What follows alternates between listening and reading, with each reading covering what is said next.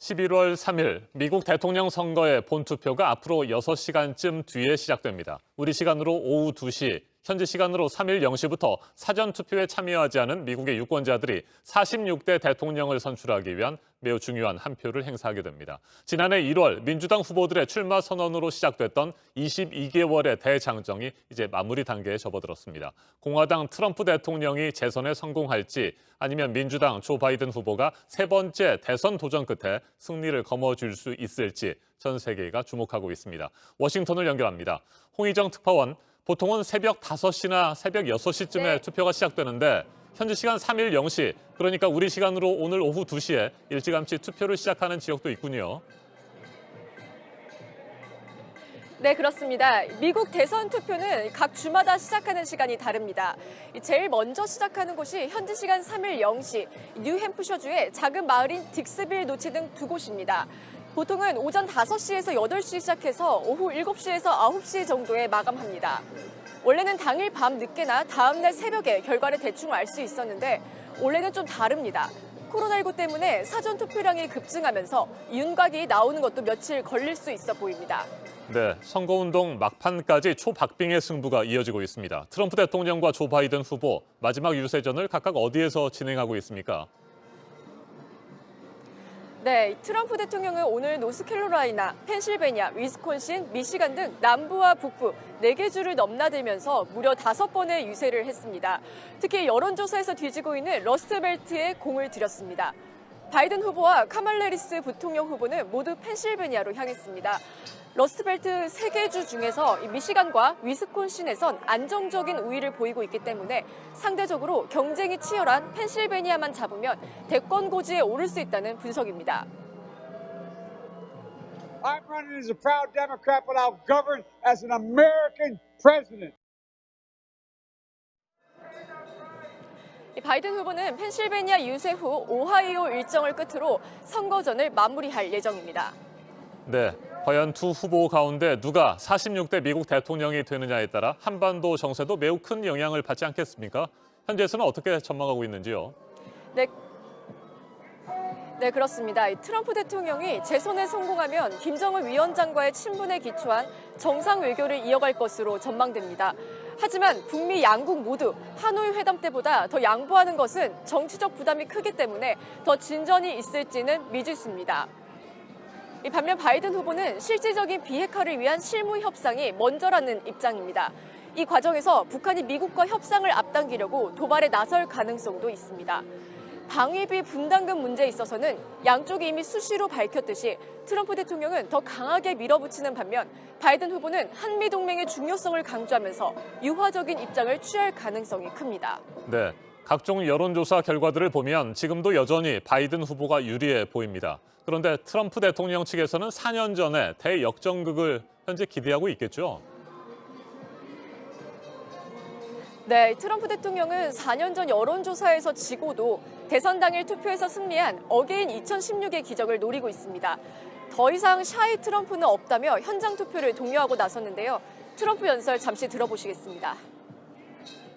The hidden voter or whatever they call them, somebody said they're the shy voters. My people are not shy.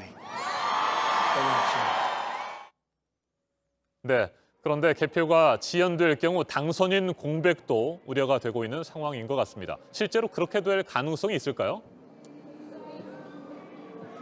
네, 개표 초반부터 한 후보의 표가 쏠리게 된다면 승리 확정 선언이 빨라지겠지만 경합주를 중심으로 개표가 늦어지고 또 소송전이 이어지면 당선인 공백 상태가 발생할 수 있습니다. 사회적인 불안도 커질 수 있어서 각주 치안 당국이 촉각을 곤두세우고 있습니다. 지금까지 워싱턴에서 JTBC 홍희정입니다. 네, 들으신 것처럼 개표가 지연이 됐을 때 생길 혼란도 우려가 되고 있고 트럼프 대통령이 또 선거 결과에 승복하지 않을 가능성도 커서 여러 가지로 참 변수가 많은 이번 미국 대선입니다. 양쪽 후보의 지지자들도 또 곳곳에서 부딪히고 있어서 긴장감이 높아지고 있습니다. 이 소식은 김필규 특파원이 전해왔습니다. 한 무리의 차량들이 뉴욕 화이트스톤 다리 위에서 경적을 울립니다. 탑승자들은 성조기도 흔듭니다. 트럼프 대통령 지지자들은 현지 시간 1일 한꺼번에 몰려나와 뉴욕과 뉴저지, 콜로라도 곳곳의 도로를 막았습니다. 보스턴 글로브 칼럼니스트는 이슬람 국가 테러리스트의 사진과 함께 두 집단 사이의 차이점을 찾아볼 수 없다는 글을 트위터에 올렸습니다. 대선 본투표를 앞두고 미국 전역에서 충돌이 빚어지고 있습니다. 캔자스주에선 트럼프 대통령 지지자가 마당에 꽂아놓은 지지 팻말을 누군가 훔치려 했다며 총을 쏘았습니다. 캘리포니아주에선 트럼프 지지자 1000여 명이 차량 수백 대를 몰고 돌아다니며 인종차별적 발언을 쏟아냈다고 현지 신문이 보도했습니다. 트럼프 대통령은 지속적으로 선거의 공정성에 의문을 제기합니다. Well, look at what happens. I think it's a terrible thing when ballots can be collected after an election. 선거 이후에도 결과에 승복하지 못하는 지지자들 사이에서 더 큰 갈등이 빚어질 수 있다는 우려가 나옵니다. 워싱턴에서 JTBC 김필규입니다. 지구촌 곳곳의 소식을 전문가의 깊이 있는 분석과 함께 전해드리는 아침엔 세계 시간입니다. 전 세계가 주목하고 있는 미국 대통령 선거 본투표가 우리 시간으로 오늘 오후 2시부터 시작됩니다. 오늘은 유럽 주요 국가들이 바라보는 미국 대선에 대해 살펴보겠습니다. 뉴욕 타임스를 비롯한 외신들은 프랑스와 독일 등 서유럽 국가 대부분이 트럼프 대통령의 재선을 반대하고 있다고 분석했습니다. 트럼프 대통령이 세계보건기구 WHO와 파리 기후협정, 이란 핵협정을 일방적으로 탈퇴하면서 국제 질서를 뒤흔들고 있다는 우려 때문입니다. 마크롱 프랑스 대통령이나 메르켈 독일 총리가 공식 입장을 내놓지는 않았지만 서유럽 국가 국민들 대부분은 민주당 조 바이든 후보를 지지하고 있습니다. 독일 시민의 말 직접 들어보시겠습니다. Ich hoffe, dass der Biden gewinnt, aber ich befürchte, dass der Trump gewinnt. Und aus deutscher Sicht wäre Biden sicher die bessere Wahl. 영국은 속내가 복잡하다는 분석입니다. 영국의 유럽연합 탈퇴를 지지했던 트럼프 대통령이 재선에 실패하고 조 바이든 후보가 집권에 성공하게 되면 미국과의 무역협정 등에서 난항을 겪을 것이라는 우려 때문입니다. 존슨 총리가 내심 트럼프 대통령의 재선을 바랄 것이라는 관측도 나오고 있는데 영국 시민들 대부분은 바이든 후보를 선호하고 있습니다. 영국 시민의 말도 들어보시죠. Yes, Trump has improved the US economy a bit, but I think his views on things are just so outdated. And the relationship with the UK, I think, Joe Biden is probably the person who should win. 지난 2016년 대선에 이어 올해도 미국 대선에 개입하려고 한다는 의혹을 받아왔죠. 푸틴 러시아 대통령은 트럼프 대통령과 우호적인 관계로 알려져 있습니다. 하지만 누가 이번 대선에서 승리를 하든지 일정 기간 미국과의 관계 개선이 어려울 것이라는 전망도 나옵니다. 러시아 시민들 사이에서는 트럼프 대통령에 대한 지지 여론이 더 높은 것으로 분석됩니다. 러시아 시민의 말도 들어보시겠습니다. А я не знаю даже, вот он такой вот, вроде бы, более-менее культурный, чем тот, который рвется. Ну, тот еще и старый. Но этот пока еще более-менее, я думаю. 미국 대선을 놓고 이해관계에 따라 서로 엇갈리고 있는 유럽 국가들의 속내, 전문가와 좀 더 자세하게 짚어보겠습니다. 최인택 중앙일보 국제전문기자 전화로 연결돼 있습니다. 안녕하십니까?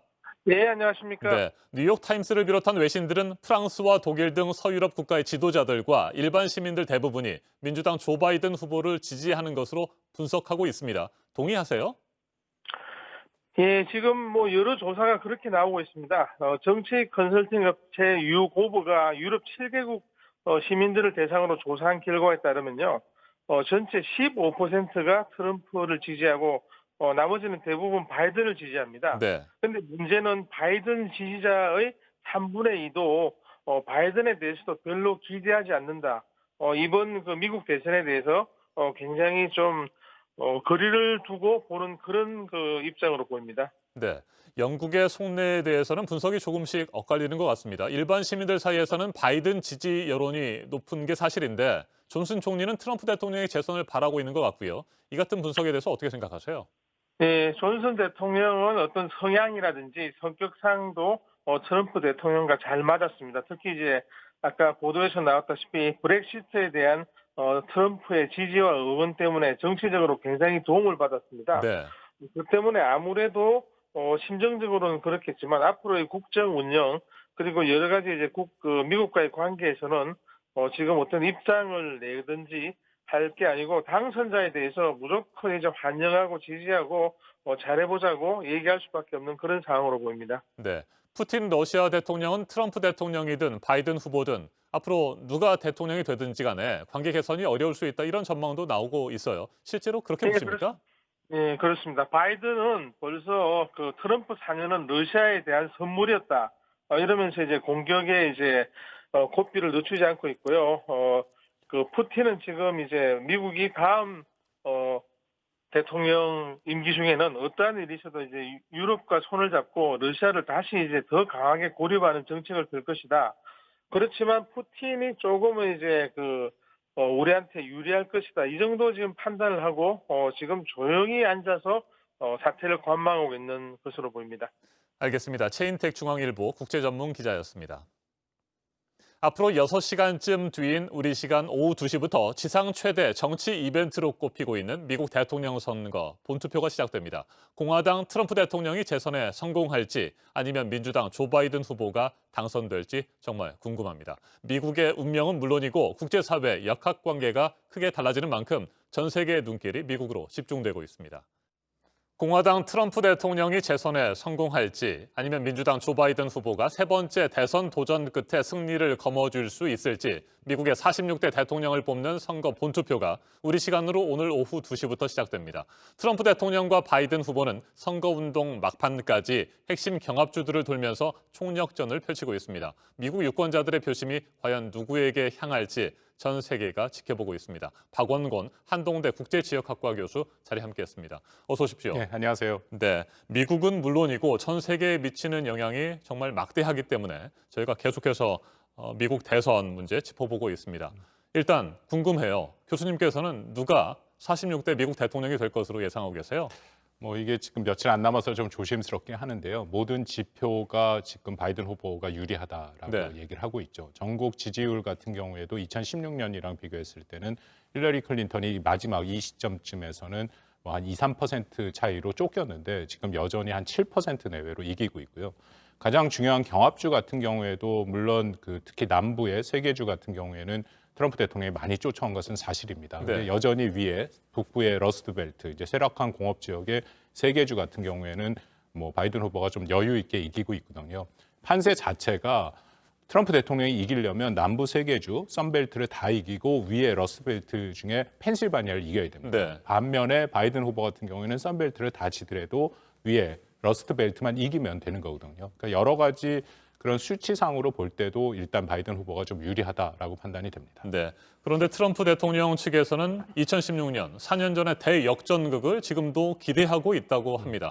그렇게 될 여러 가지 시나리오들이 있을 텐데 어떤 게 가장 유력해 보여요? 일단은 2016년에 이른바 샤이 트럼프를 대부분의 여론조사 기관이 제대로 찾지를 못했죠. 그러니까 샤이 트럼프라는 것은 워낙 트럼프 대통령이 분열적인 언사를 많이 하니까 공개적으로 지지를 안 했지만 사실상은 투표장에 가서 트럼프를 지지한 그런 사람들이거든요. 그것이 주마다 좀 차이가 있습니다만 3에서 5%까지 꽤 적지 않은 숫자가 샤이 트럼프로 나중에 판명이 됐습니다. 이제 그런 것이 이번에는 근데 상당 부분 좀 줄어든 것은 사실이거든요. 근데 여전히 트럼프 대통령은 샤이 트럼프를 생각하고 있고요. 샤이 트럼프를 조금 더 설명을 드리면 사실은 학력입니다. 그러니까 고졸 이하의 백인들이 트럼프를 지지를 하는데 그때 여론조사를 할 때 그 학력 지수를 제대로 집어넣지는 않았거든요. 그래서 지금 나오는 여론조사는 학력을 보정해서 나오는 여론조사이기 때문에 이전과 같이 많은 차이가 날 것 같지는 않습니다. 네, 앞서 러스트벨트에 대해서 잠깐 얘기를 좀 해주셨는데 2016년 대선 때는 러스트벨트의 유권자들이 트럼프 대통령을 지지를 했어요. 그런데 이번에는 조 바이든 후보 쪽으로 돌아간 이유는 뭘까요? 가장 큰 것은 당시 힐러리 클린턴 후보가 호감도가 굉장히 낮았습니다. 네. 그러니까 러스트벨트 같은 경우에도 민주당 지지가 꽤 있긴 했었는데 워낙 힐러리 클린턴 후보에 대한 호감도가 낮았기 때문에 결국 막판에 표차는 얼마 안 나는 수준에서 트럼프 대통령을 지지를 했거든요. 근데 이번에는 바이든 후보 같은 경우에는 호감도가 힐러리 클린턴과 비교해서 훨씬 더 호감도가 높습니다. 네. 그리고 전통적으로 또 펜실바니아 같은 경우에는 바이든의 고향이기도 하고 또 러스트벨트가 원래 민주당을 좀 지지했던 성향이 있기 때문에 다시 이제 그 표를 갖고 올 수 있는 그런 환경은 된 거죠. 그래서 지금 여론조사 같은 경우에도 말씀드린 썬벨트와 다르게 러스트벨트 같은 경우에는 4%에서 한 6%까지도 좀 안정적으로 바이든 후보가 이기는 거로 그렇게 나와 있습니다. 네, 남부 선벨트에서는 뭐 여전히 초박빙이다 이런 분석들이 나오고 있는데 이 선벨트에서 가장 중요한 관건 뭘까요? 역시 플로리다가 가장 또 그 선거인단이 많기 때문에 플로리다가 가장 지금 중심적인 것으로 떠오르고 있고요. 그쪽은 좀 복잡합니다. 네. 왜냐하면 플로리다는 미국의 대표적인 그 은퇴한 사람들이 가서 사는 곳이죠. 그렇기 때문에 전반적으로 노년층이 많습니다. 그러니까 노년층이 한 20%, 25%까지 있다 보는데 보통 노년층 같은 경우에는 전통적으로 공화당을 지지했거든요. 특히 2016년 선거에 보면 65세의 노년층은 상당 부분 트럼프를 지지했는데 지금은 코로나가 영향을 주고 있죠. 특히 코로나 대통령이 뭐 이거 아무것도 아니다라는 식으로 얘기를 하니까 그 노년층이 공화당 지지했는데 그 분열 모습이 보이고 있습니다.